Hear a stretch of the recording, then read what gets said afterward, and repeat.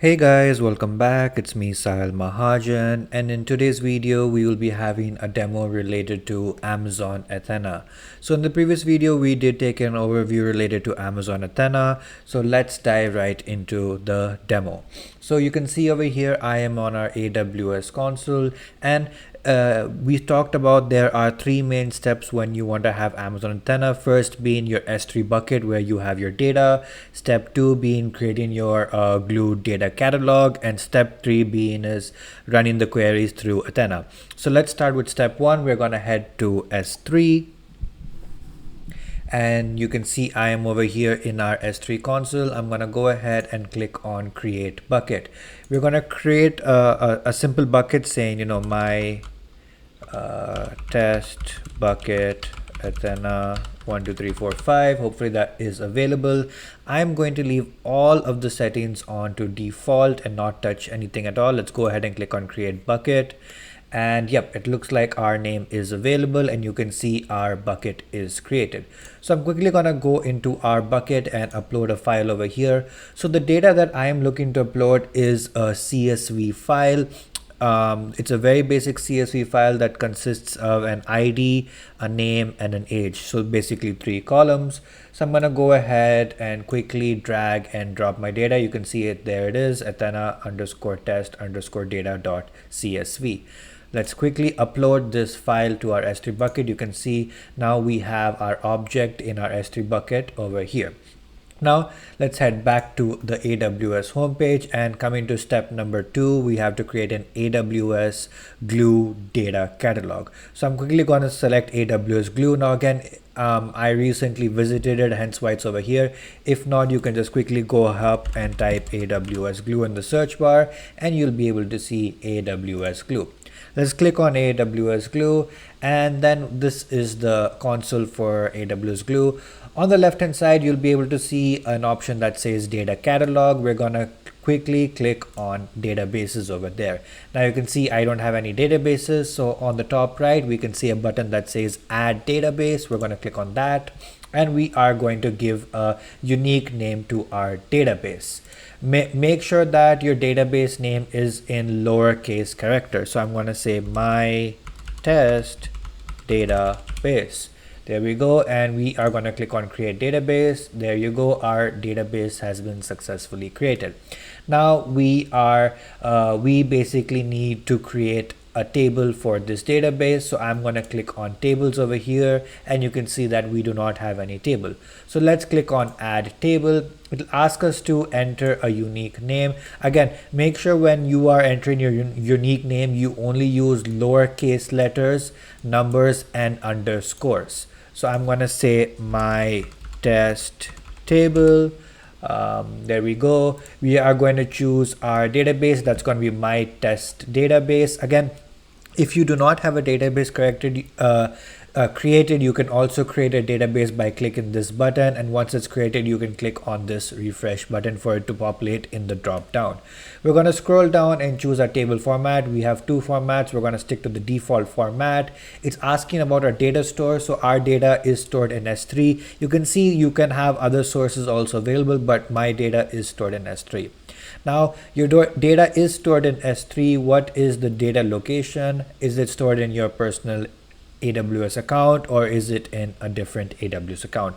Mine of course is in my AWS account, so I'm going to quickly click on browse, and I am going to choose my bucket, that is my test bucket Athena 1 2 3 4 5, and click on choose.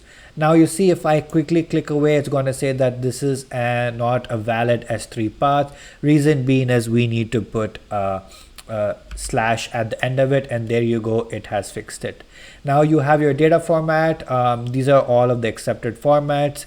We uploaded a CSV file, so I'm going to choose CSV, and it's asking what is our delimiter, and I used comma, so I am going to stick with comma. Then we're going to click on next, and it is going to ask us to create our schema. So again, as I mentioned, that there are 3 columns for my CSV file. That's what we're basically going to add over here. I'm gonna choose my column 1 as name. It's gonna be ID. I'm gonna say it is a data type of integer and click save. Then I'm going to add another column, which is going to be column number 2. It has a name of name. It's going to be a data type of string, and I'm going to save it. And finally, I'm going to add the third column, which will be age, which will have a data type of integer, and I will click on save. So you can see we have 3 columns basically: ID, which is an integer, name, that's a string, and age, that's an integer. So we're going to quickly go ahead and click on next, and we're going to review all of our settings. This is our table name, database, our type of source, S3 bucket, what's the path, it's going to be a CSV file. This is our schema for the file, and we are going to click on create. And there you go. Everything was created successfully. So in the second step, there are 2 important things. One, where you create your database, and second, wherein you create your table and schema. Now let's head on to the third step, which is basically going into Athena and running a query. So let's head back to the AWS console. So when we head back to the AWS console, we are going to click on Athena. And when Athena loads up, you can see this is how Athena basically looks like. Now you are going to see an information box over that says, before you run your first query, you need to set up a query result location in Amazon S3. So you will not be able to run any query before you set up a query result location. Now you have 2 ways. You can click on edit settings, and it will take you directly over there, or you can click on this settings button over here, which takes you to this place, and you can click on manage. Now it will ask you, where do you want your location to be? I'm going to choose browse, and I'm going to choose my same bucket, that is my test bucket, and click on choose. So I'm basically saying any results that I have, you can store it in the same bucket, and we are good to go. And I'm going to click on save. You can see we're all good. Now let's head back to our editor.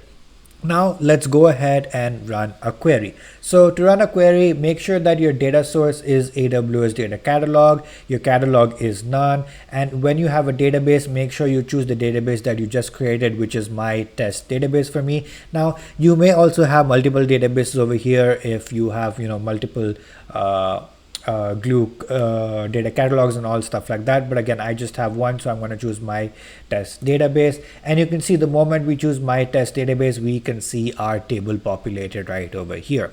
Now if I expand this, it will show me my schema, that is ID is integer, name is string, and age is integer. And this is our query panel, wherein we will be writing all of our queries, and we will be getting all of our results down over here.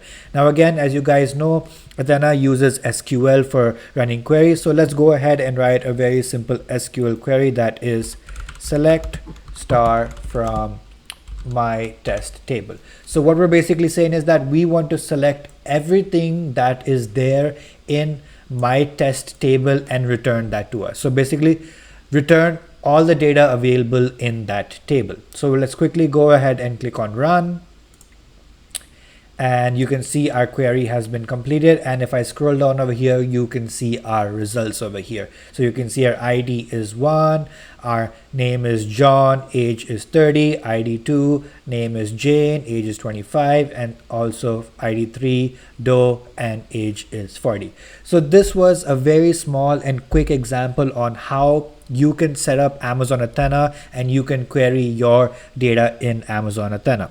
So I hope you guys did like this quick overview related to Amazon Athena. And before I do end this video, I will show you guys how you can basically go ahead and delete all of these resources, because again, I do not want you guys to be charged for anything.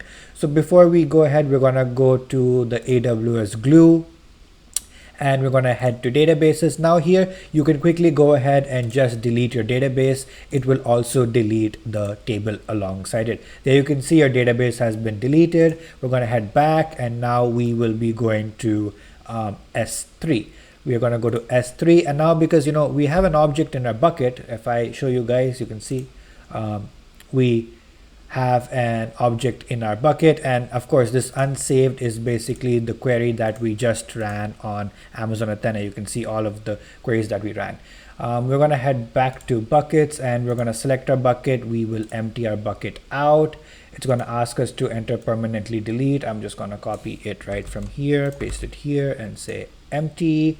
Our bucket has been emptied, and then finally we will delete our bucket. Now I just want to show you guys how you can remove all of these resources, because I of course do not want you guys to be charged for anything when you are learning. So we went ahead and we deleted our S3 bucket. We deleted our Athena Glue data catalog. You don't need to do anything from Athena because Athena charges you on a per query based, so you're pretty good from there.